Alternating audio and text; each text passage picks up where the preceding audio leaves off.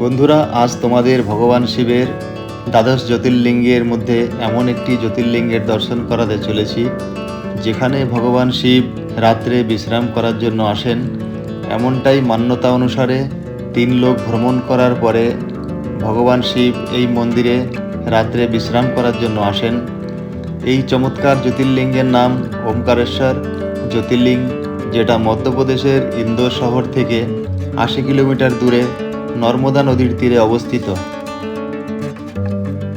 মহাকালেশ্বর থেকে ওমকারেশ্বরের দূরত্ব 140 থেকে 150 কিলোমিটার।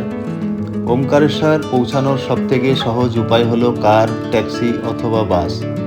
উজ্জয়িনী থেকে ইন্দোর হয়ে ওমকারেশ্বর পৌঁছাতে সময় লাগবে 3 থেকে 4 ঘন্টা। কারের ভাড়া মোটামুটি 2500 থেকে 3000 টাকা লাগতে পারে। এছাড়া উজ্জয়িনী এবং ইন্দোর থেকে ডাইরেক্ট বাস উপলব্ধ আছে। ওমকারেশ্বর যত সকালে বেরোনো যায় ততটাই ভালো, কারণ ওমকারেশ্বর দর্শন করে কাছাকাছি আছে মমলেশ্বর মন্দির দর্শন করে ফিরে আসা যায়। উজ্জয়িনী থেকে ওমকারেশ্বর যাওয়ার ট্রেন খুব কম পাওয়া যায়। ট্রেনে ওমকারেশ্বর যাওয়ার জন্য বেশিরভাগ সময় ইন্দোর অথবা খণ্ডবা হয়ে যেতে হয়। রাজা মানধাতা আর নিন্দ পর্বতের সঙ্গে যুক্ত। রাজা মানধাতার কঠোর তপস্যায় শিবকে প্রসন্ন করে নর্মদা নদীর তীরে ওং আকারের দ্বীপে জ্যোতির্লিঙ্গের রূপে নিবাস করার বরদান চাইলেন। তারপর ভগবান শিব স্বয়ং নিজেই প্রকট হয়ে স্থাপিত হন। নর্মদা নদীর উৎপত্তি। নর্মদা শুধু নদী নয়, বাকি জীবিত দেবী এবং শিবের কন্যাও বলা হয়ে থাকে। পৌরাণিক কথা অনুসারে নর্মদা মাতার জন্ম ভগবান শিবের ঘামের বিন্দু থেকে হয়েছিল, যখন শিব গভীর ধ্যানে মগ্ন ছিলেন। এই জন্য নর্মদাকে শিবের কন্যাও বলা হয়ে থাকে। ওমকারেশ্বর ঘোরার সবথেকে সঠিক সময় হলো অক্টোবর থেকে ফেব্রুয়ারি পর্যন্ত। এই সময় তাপমান কম থাকে। এই সময় দর্শনীয় স্থল ঘোরা, মন্দিরের দর্শন আর স্থানীয় সংস্কৃতিতে ডোবার আদর্শ সময়। ওমকারেশ্বর পৌঁছে ব্রহ্মপুরী পার্কিং ঘাট এবং পাশেই ঝুলাপুলের প্রবেশদ্বার থেকে তোমরা যেতে পারো ওমকারেশ্বর জ্যোতির্লিঙ্গ। যদি তোমরা নৌকায় যেতে চাও, নৌকায়ও যেতে পারো। এছাড়া পায়ে হেঁটে ঝুলাপুল দিয়েও যেতে পারো। ওমকারেশ্বর জ্যোতির্লিঙ্গ নৌকায় ব্রহ্মপুরী ঘাট থেকে 50 টাকা দিয়ে তোমরা ওমকারেশ্বর মন্দির পৌঁছাতে পারো। তাহলে চলো বোটিং করা যাক। নদীর কিনারে দাঁড়ালে মনোরম দৃশ্য দেখে মন ভরে যাবে। আমরা যে বোটটা নিয়েছিলাম, বোটের ভাড়া দিয়েছি 700 টাকা। ওমকারেশ্বর যাত্রায় যারা যারা আসেন তারা অন্তত একবার নর্মদা নদীতে বোটিং অবশ্যই করে থাকে। 25 মিনিটের এই বোটিংয়ে যে 4টি পয়েন্ট ঘুরিয়ে থাকে: ওমকারেশ্বর ড্যাম, নর্মদা কাবেরী সঙ্গম, ওমকারেশ্বর মন্দির এবং আদিগুরু শঙ্করাচার্যের 108 ফুট উঁচু মূর্তি দর্শন করিয়ে থাকে। বোটিং শেষ হওয়ার পরে ওমকারেশ্বর মন্দিরের নিচে রামঘাটে ছেড়ে দেবে। এখানে নর্মদা নদীর পবিত্র জলে স্নান করার পরে আমরা গেলাম ওমকারেশ্বর জ্যোতির্লিঙ্গ দর্শন করতে। শিবের 12 জ্যোতির্লিঙ্গের মধ্যে ওমকারেশ্বর জ্যোতির্লিঙ্গ চতুর্থ স্থান। এই মন্দিরে যে জ্যোতির্লিঙ্গ আছে এটা পঞ্চমুখী রূপে স্থাপিত। এই জায়গায় 33 কোটি দেবদেবীর বসবাস।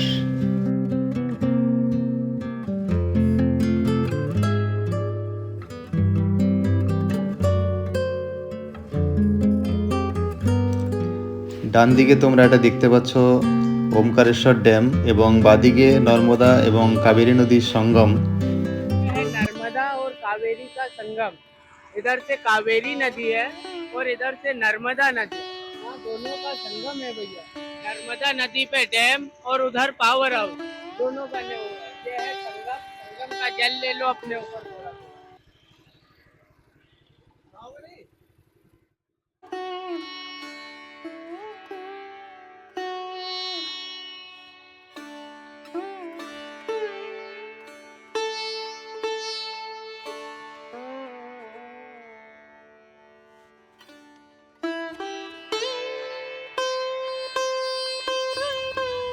নর্মদা এবং কাবেরী দুটি নদীর সঙ্গমস্থল। দেখতে ওম আকারের, এই জন্য নাম হলো ওমকারেশ্বর। ওমকারেশ্বর আধ্যাত্মিক এবং দিব্য ঊর্জার প্রতীক।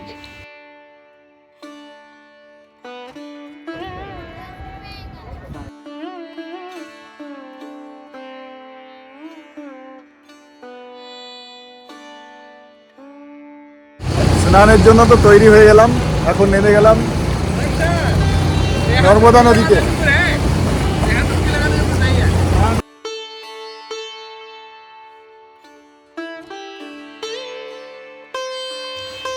নর্মদা নদীতে স্নান করলে জন্ম জন্মান্তরের পাপ ধুয়ে যায়।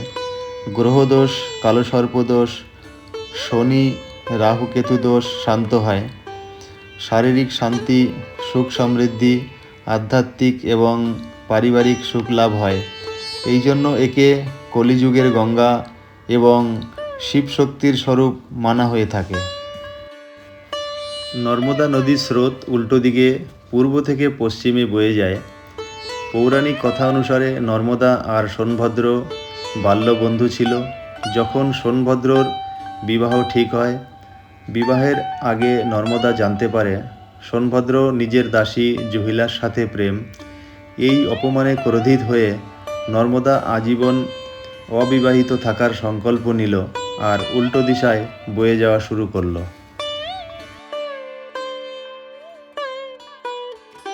আমরা এখন লাইনে আছি ওমকারেশ্বর মন্দিরে। তো দেখো লাইন।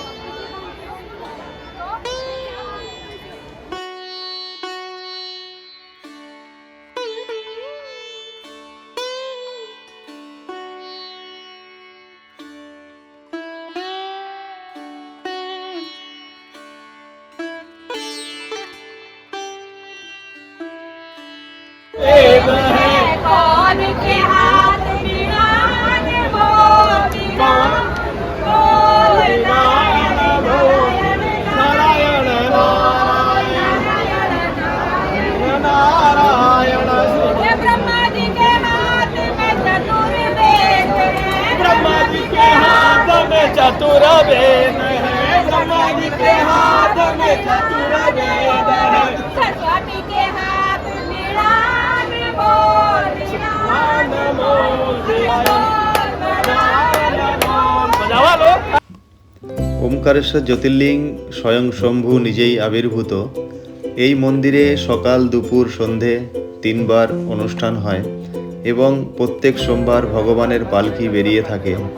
এই মন্দিরের নির্মাণ পরমার আর মারাঠা রাজার সময় হয়েছিল। ওমকারেশ্বর মন্দিরের উপরের থেকে তোমরা দেখছো ঝুলাপুল এবং নিচে বয়ে যাচ্ছে মা নর্মদা নদী, এবং এটাই হলো ওমকারেশ্বর মন্দির।